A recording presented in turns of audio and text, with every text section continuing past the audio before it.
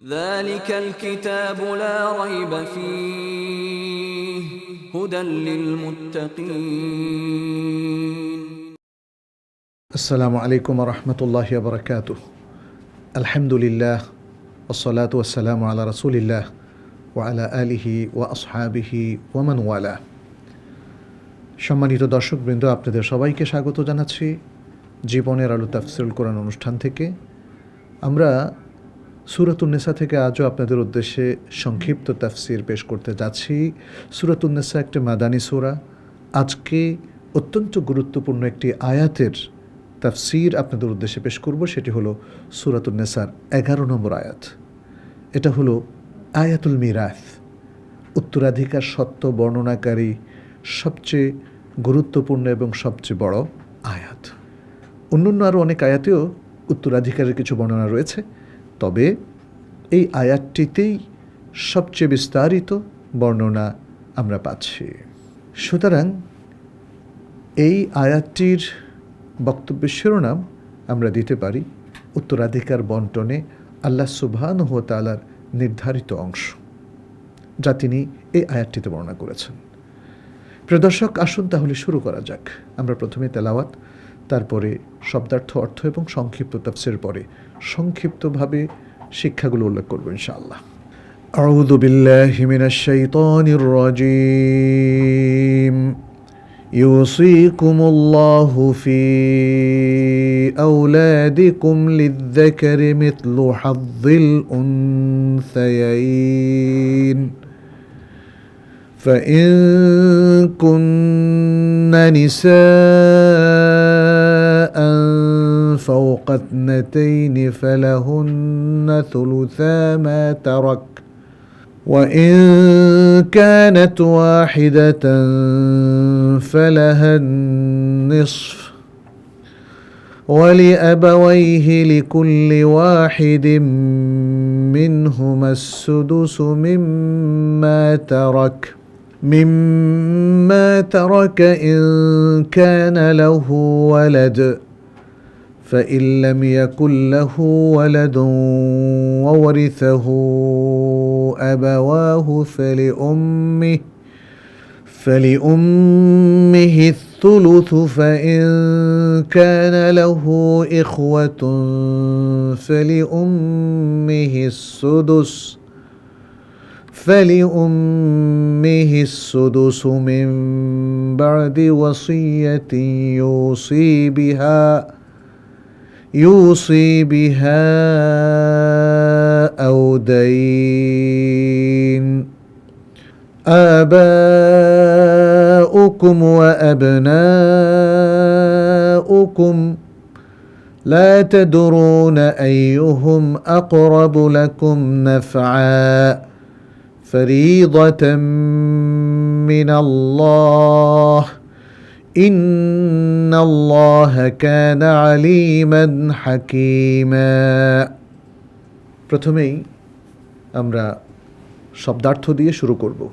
আল্লাহ সুবহানাহু ওয়া তাআলা বলছেন, ইউসিকুমুল্লাহু, আল্লাহ তোমাদেরকে নির্দেশ দিচ্ছেন, ফি আওলাদিকুম, তোমাদের সন্তানদের ব্যাপারে, লিয-যাকারি মিথলু হাযযিল উনসায়াইন, ছেলের জন্যে থাকবে মিথলু সমান, সমপরিমাণ, হাযযিল উনসায়াইন, দুইজন মেয়ের অংশের, অর্থাৎ দুজন মেয়ের অংশের সমপরিমাণ। ফাইন কুন্না, অতঃপর যদি তারা হয়, নিসাআন, মেয়ে, ফাওকা ইথনাতাইনি, দুজনের উপর, দুজনের অধিক মেয়ে যদি তারা হয়, ফালাহুন্না, তাহলে তাদের জন্য থাকবে সুলুসা মা তারাক, 3 ভাগের 2 ভাগ সেই সম্পদ থেকে যা তিনি রেখে গিয়েছেন। ওয়া ইন কানাত ওয়াহিদাতান, আর যদি মেয়ে সন্তান একজন হয়, ফালাহান নিসফ, তাহলে তার জন্য থাকবে অর্ধেক সম্পত্তি। ওয়ালি আবাওয়াইহি লিকুল্লি ওয়াহিদিন মিনহুমা, আর মাতা পিতা তাদের উভয়ের প্রত্যেকের জন্য থাকবে আসুদুসু, 6 ভাগের 1 ভাগ, মিম্মা তারাকা, সেই সম্পত্তি থেকে যা তিনি রেখে গিয়েছেন, ইন কানা লাহু ওয়ালাদ, যদি তার একজন সন্তান থাকেন, ফাইন লাম ইয়াকুন লাহু ওয়ালাদুন, আর যদি তার কোনো সন্তান না থাকে, ওয়া ওয়ারিসাহু, এবং তার ওয়ারিস হয় আবাওয়াহু, তার বাবা এবং মা, ফালি উম্মিহি, তাহলে তার মায়ের জন্য থাকবে আস-সুলুস, 3/1 ফাইন কানা লাহু ইখওয়াতুন, আর মৃতের যদি ভাই থাকে, ফালি উম্মিহি সুদুস, তাহলে তার মায়ের জন্য থাকবে 6/1 মিন বা'দি ওয়াসিয়াতিন, ওয়াসিয়াতের পর, ইউসি বিহা, যার দ্বারা তিনি ওসিয়ত করেন, আও দাইন, অথবা ঋণ পরিশোধের পর। আবাউকুম ও আবনাউকুম, তোমাদের মাতা পিতা এবং তোমাদের সন্তান সন্ততি, লা তাদরুনা, তোমরা জানো না, আইয়ুহুম আকরাবু লাকুম নাফআ, তাদের কে তোমাদের জন্য উপকার করার দিক থেকে অধিক নিকটবর্তী। ফরিদাতাম মিনাল্লাহ, এটা আল্লাহ সুবহানাহু ওয়া তাআলার পক্ষ থেকে ফরজ বিধান। ইন্নাল্লাহা কানা, নিশ্চয়ই আল্লাহ, আলিমান, সর্বজ্ঞ, হাকিমান, প্রজ্ঞাময়। প্রিয় দর্শক, এবারে আমরা সরল অর্থানুবাদ পেশ করছি। আল্লাহ সুবহানাহু ওয়া তাআলা ইরশাদ করছেন, আল্লাহ তোমাদের সন্তান সন্ততির ব্যাপারে নির্দেশ দিচ্ছেন যে ছেলের জন্যে 2 মেয়ের অংশের সমপরিমাণ থাকবে। যদি সন্তানরা 2-এর অধিক মেয়ে হয়, তাহলে তাদের জন্যে যা সে রেখে গিয়েছে তা থেকে 3/2 থাকবে। আর যদি একজন মেয়ে হয়, তাহলে তার জন্য থাকবে অর্ধেক সম্পত্তি। আর মাতা পিতা উভয়ের প্রত্যেকের জন্য থাকবে 6/1 সে সম্পত্তি থেকে যা সে রেখে গিয়েছে, যদি তার কোনো সন্তান থাকে। আর যদি তার কোনো সন্তান না থাকে এবং তার মাতা পিতা ওয়ারিস হয়, তাহলে মায়ের জন্য থাকবে 1/3। আর যদি তার ভ্রাতাগণ থাকে, তাহলে তার মায়ের জন্য থাকবে 6/1 ওসিয়ত করার পর, যার দ্বারা সে ওসিয়ত করে, অথবা ঋণ পরিশোধের পর। তোমাদের মাতা পিতা এবং তোমাদের সন্তান সন্ততি উপকার করার দিক থেকে তাদের কে তোমাদের অধিক নিকটবর্তী, তোমরা তা জানো না। এটা আল্লাহর পক্ষ থেকে ফরজ বিধান। নিশ্চয়ই আল্লাহ সর্বজ্ঞ, প্রজ্ঞাময়। প্রিয় দর্শক, এটি একটি বড় আয়াত। এর মধ্যে আল্লাহ সুবহানাহু ওয়া তাআলা কিছুটা বিস্তারিতভাবে বেশ কিছু উত্তরাধিকার সত্ত্বের বিধান বর্ণনা করেছেন, এবং তিনি যাদের অধিকার বর্ণনা করছেন তাদেরকে বলা হয় আসহাবুল ফুরুদ। আসহাবুল ফুরুদ হচ্ছে নির্ধারিত অংশের অধিকারী, আর এই অধিকারটা দিয়েছেন স্বয়ং আল্লাহ সুবহানাহু ওয়া তাআলা। তিনি এই আয়াতটিতে এবং পরবর্তীতে আরও কয়েকটি আয়াতে কে কতটা পাবে সেটা উল্লেখ করেছেন। আমরা জানি যারা মিরাজ বা উত্তরাধিকার পাবেন তারা কয়েক ধরনের। এক হলো আসহাবুল ফুরুদ, 2 হলো আল আসাবা, অর্থাৎ যারা নির্ধারিত অংশ নেওয়ার পরে বাকি অংশটা পাবেন। বাকি অংশটা যারা পাবেন তাদেরকে বলা হয় আল আসাবা। এভাবে উত্তরাধিকার সত্ত্বর বন্টনের আরও অনেকগুলো বিধান আসলে আছে। সেটা আমরা যদি ফারাইজ নামক যে শাস্ত্রটা রয়েছে সেটি পড়ি, সেখানে আরও বিস্তারিতভাবে এবং আরও ভালোভাবে জানতে পারব। তো এখানে আমরা যেটা লক্ষ্য করছি, আল্লাহ সুবহানাহু ওয়া তাআলা ইতোমধ্যে ইয়াতিমদের অধিকার নিয়ে অনেক আলোচনা করেছেন, এবং ইয়াতিমদের উত্তরাধিকার সত্ত্ব কী হবে, কীভাবে বন্টন হবে সেই প্রশ্ন, এবং নিজেদেরও সন্তান সন্ততিরা কীভাবে এই উত্তরাধিকার সত্ত্ব ভোগ করবে, পাবে মৃত্যুর পরে, সেই আলোচনাটি আল্লাহ সুবহানাহু ওয়া তাআলা এখানে করেছেন। ফলে আগের আলোচনার সাথে এর ধারাবাহিকতা এখনও অক্ষুণ্ণ রয়েছে। আর যে মূল বিষয়টা আমরা বলেছিলাম যে ইয়াতিমদের এবং আমাদের সমাজে কিংবা পরিবারে যারা লালিত পালিত হচ্ছে, কোনো আত্মীয় স্বজন মারা গেলে তাদের থেকে কে কী রকম সম্পত্তি পাবে মূলত সেই আলোচনাটাই আল্লাহ সুবহানাহু ওয়া তাআলা এখানে করেছেন। এই আয়াতের একটি শানে নজুলও আছে, যেটি জাবির ইবনে আব্দুল্লাহ রাদিয়াল্লাহু তাআলা আনহু থেকে বর্ণিত একটি হাদিসে আমরা পাই, এবং এই হাদিসটি বর্ণনা করেছেন ইমাম বুখারী ও মুসলিম। জাবির রাদিয়াল্লাহু তাআলা আনহু বলছেন যে নবী সাল্লাল্লাহু আলাইহি সাল্লাম আমি একবার অসুস্থ হওয়ার পরে আমাকে দেখতে আসলেন, শুশ্রূষা করতে আসলেন, এবং এসে দেখলেন যে আমার কোনো আকল কাজ করছে না, অর্থাৎ আমার হুঁশ নাই। তখন তিনি পানি আনতে বললেন, পানি আনার পরে তিনি ওযু করলেন এবং কিছু পানি আমার উপর ছিটিয়ে দিলেন। ফলে আমি আমার হুঁশ ফিরে পেলাম এবং আমি নবী সাল্লাল্লাহু আলাইহি সাল্লামকে বললাম, ইয়া রাসূলুল্লাহ, আমি তো অনেক সম্পত্তি রেখে যাব, আমার এই সম্পত্তি আমি কিভাবে বন্টন করব, আমাকে একটু বলে দিন। তখন এই আয়াতটি নাজিল হয়, ইউসিকুমুল্লাহু ফি আওলাদিকুম লিযযাকারি মিসলু হাযযিল উনসায়াইন।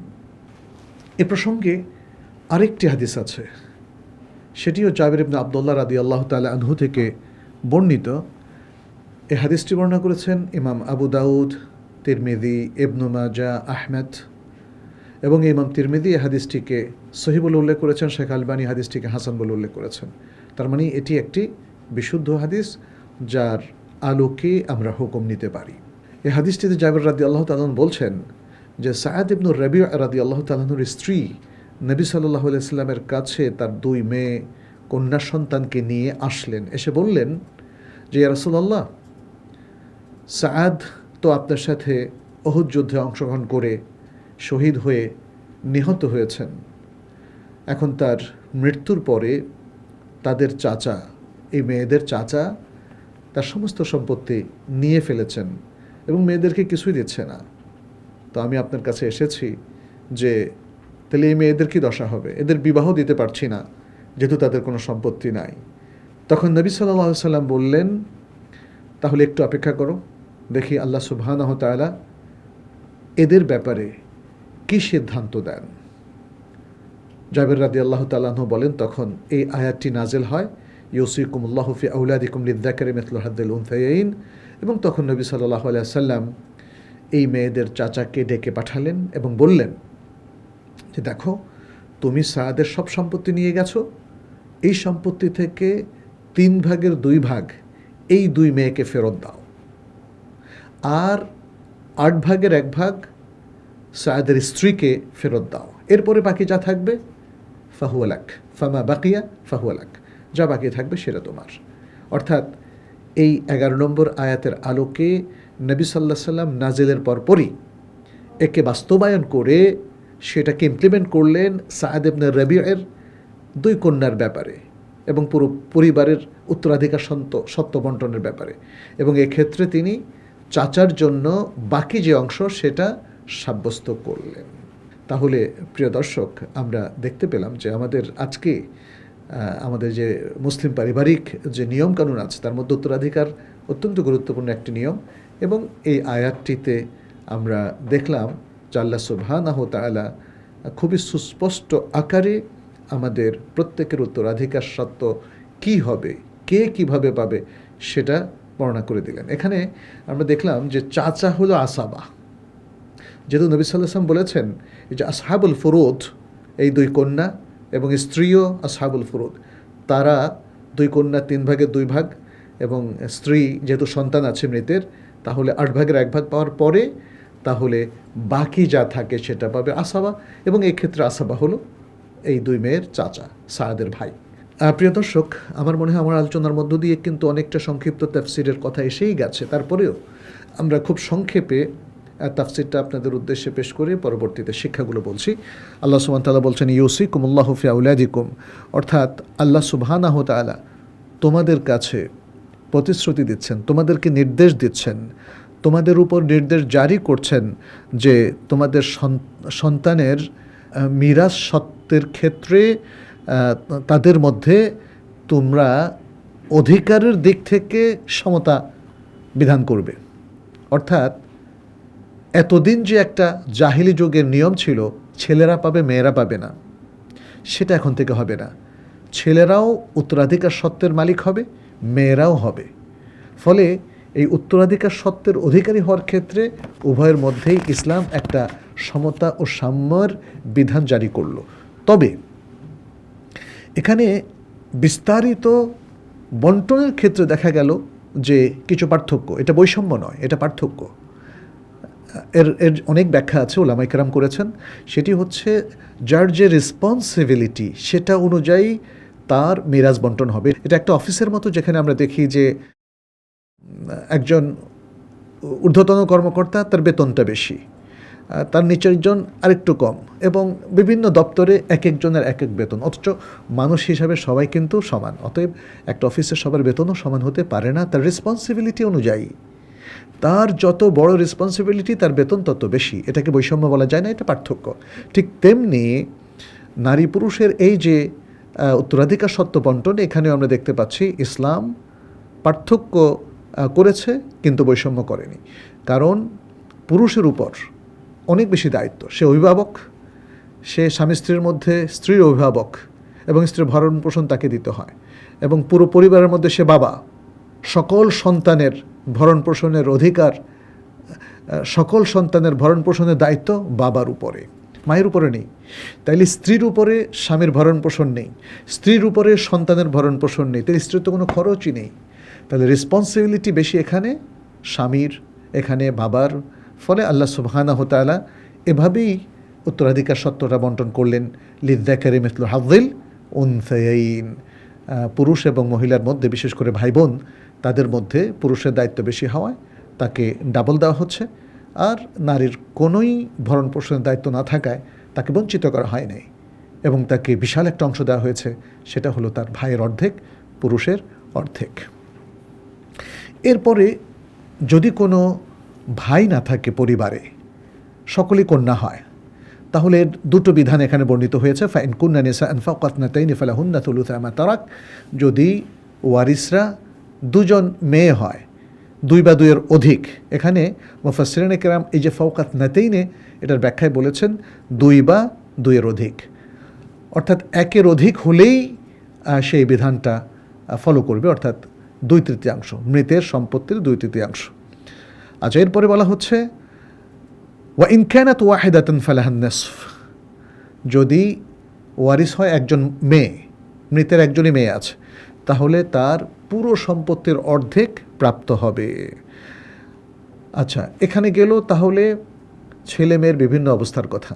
তাহলে বোঝা গেল এখানে, আমি আরেকটু ব্যাখ্যা নিয়ে বলছি, সেটি হচ্ছে যদি ছেলেরা হবে আসাবা, ছেলেরা হবে আসাবা, এবং ছেলের সাথে মেয়ে থাকলে ছেলে মেয়ে সবাই হবে আসাবা। আর যদি ছেলে না থাকে, মৃতের শুধু মেয়ে থাকে, তখন না তারা আসাবা হবে না, তারা হবে আসহাবুল ফুরুদ। একজন মেয়ে হলে, মানে একমাত্র সন্তান একজন মেয়ে, তাহলে অর্ধেক, আর 2 বা ততোধিক মেয়ে হলে তাহলে পুরো সম্পত্তির 3/2 অতএব তাহলে মেয়ে যদি থাকে, মৃতের একমাত্র সন্তান বা একাধিক মেয়ে কন্যা সন্তান, তাহলে তাদের জন্য নির্ধারিত অংশ। কিন্তু যদি মৃতের সন্তান হয় ছেলে, তাহলেও সে আসাবা। আর যদি মৃতের সন্তান হয় ছেলে এবং মেয়ে, তাহলে তারা সবাই মিলে আসাবা, এবং তাদের সবার উত্তরাধিকার সত্ত্ব বন্টন হবে এভাবে যে আসহাবুল ফুরুদের যে অংশগুলো আছে, যেমন মা 8/1 পাবে, তাই না? এরকম আরও অন্যান্যরা যারা যা পাবে, পাওয়ার পরে যেটা থাকবে সিংহভাগ, সাধারণত ছেলে থাকলে অটোমেটিক সিংহভাগ তাদের জন্য চলে যায়। ফলে ছেলে মেয়ে তাদের উত্তরাধিকার বন্টনের রেশিও হবে 1:2, অর্থাৎ 1 পাবে মেয়ে, 2 পাবে ছেলে, মেয়েদের ডাবল। আচ্ছা, এরপরে আল্লাহ সুবহানাহু ওয়া তাআলা বর্ণনা করছেন ওয়ালিয়াবাওয়াইহি লিকুল্লি ওয়াহিদিন মিনহুমা সুদুস, বাবা মার প্রত্যেকের জন্য থাকবে 6/1 যদি মৃতের কোনো সন্তান থাকে এবং সে একটা সম্পত্তি রেখে যায়। তাহলে এখানেও মৃত ব্যক্তি 2 অবস্থা, তার সন্তান আছে অথবা সন্তান নাই। যদি সন্তান থাকে তাহলে বাবার জন্য 6/1, মায়ের জন্য 6/1। আচ্ছা, যদি তাদের সন্তান না থাকে, ফা ইন লাম ইয়াকুন লাহু ওয়ালাদুন ওয়ারিসাহু আবাওয়াহু, তাহলে সন্তান না থাকলে তাদের ওয়ারিস হচ্ছে বাবা মা দুজনেই। আর এক্ষেত্রে মা সর্বাবস্থায় আসহাবুল ফুরুদ, মায়ের জন্য কখনো 6/1, কখনো 3/1। এখানে 3/1, যেহেতু মৃতের সন্তান না, এখানে মা পাবে 3/1। আচ্ছা, তাহলে বাবা কতটুকু পাবে? বাবা তো আসাবা, বাবা পুরুষ, বাবা এখানে আসাবা, অর্থাৎ মৃতের সন্তান না থাকলে বাবা মায়ের অংশ মা নেওয়ার পরে যা থাকে সবটাই পেয়ে যাবে। ফাইন কানা লাহু ইখওয়াতুন ফালিউম্মিহি সুদুস, যদি এখন তার সন্তান নাই কিন্তু তার ভাই আছে, সন্তান নাই কিন্তু মৃতের বেশ কয়েকজন ভাই আছে, তাহলে এক্ষেত্রে মা পাবে 6/1 আর ভাইরা হবে আসাবা। মা পাবে 6/1, ভাই হবে আসাবা।